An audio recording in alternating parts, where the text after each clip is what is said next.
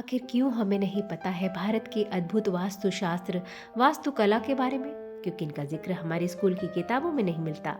तो आइए जानते हैं भारत के एक ऐसे ही मंदिर के बारे में जिसकी वास्तुकला सचमुच अद्भुत है। मोढेरा गुजरात का ये सूर्य मंदिर वास्तुकला का अद्भुत नमूना है। आश्चर्य की बात है कि इस मंदिर में पत्थरों को जोड़ने के लिए किसी तरह की सामग्री का इस्तेमाल नहीं किया गया है, बल्कि पत्थरों को एक दूसरे के साथ संतुलित करके बनाया गया है।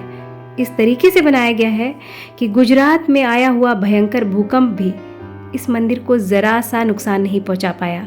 मोहम्मद गजनी और अलाउद्दीन खिलजी के आक्रमणों को झेलने के बावजूद गुजरात का ये सूर्य मंदिर कश्मीर और उड़ीसा के सूर्य मंदिरों के मुकाबले बहुत ही अच्छी स्थिति में है।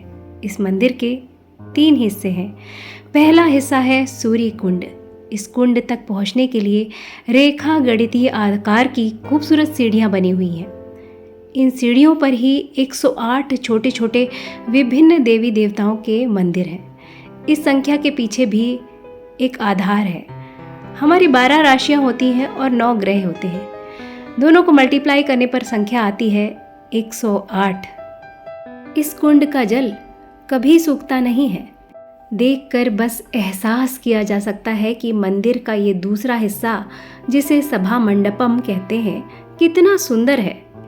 सभा मंडप में 52 खंबे हैं जो साल के 52 हफ्तों के सूचक हैं। इन खंबों पर रामायण और महाभारत की कहानियां पत्थरों पर नक्काशी के रूप में उकेरी गई हैं। ये खंबे कृष्ण लीला के भी दर्शन कराते हैं।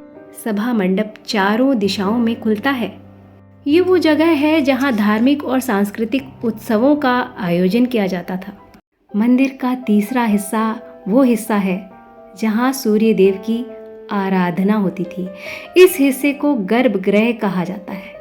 ये इस तरीके से बना हुआ है कि उगते हुए सूर्य की रोशनी सीधे सूर्य देव की मूर्ति पर पड़ती थी।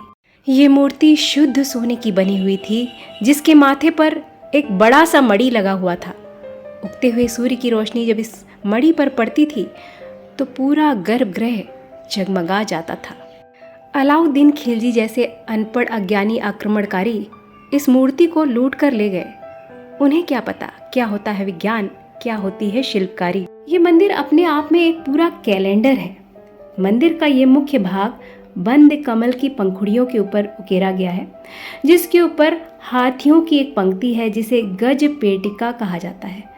इसमें हाथियों की संख्या है 364 और साथ में एक सिंह है, जिसे मिलाकर हो गया 365, जो कि साल के 365 दिन का सूचक है। यहाँ जन्म से मृत्यु तक के मनुष्य के जीवन चक्र को पत्थरों पर दर्शाया गया है। मंदिर के पीछे बहती है पुष्पा नदी, जो इस मंदिर की खूबसूरती को बढ़ाती है। हर साल मकर संक्रांति के अवसर पर यहाँ पर नृत्य और संगीत का भव्य आयोजन किया जाता है। हाल ही में प्रधानमंत्री श्री मोदी जी ने इस सूर्य मंदिर में सौर ऊर्जा द्वारा लाइटिंग की व्यवस्था का उद्घाटन किया। तो मोढेरा का ये सूर्य मंदिर सिर्फ एक मंदिर नहीं, बल्कि भारतीय ज्ञान, विज्ञान और शिल्पकारी का ऐसा अद्भुत नमूना है जो पिछले 1000 साल से सर उठाए खड़ा है। जब भी गुजरात जाइए, इस मंदिर को ज़रूर देख कर आइए।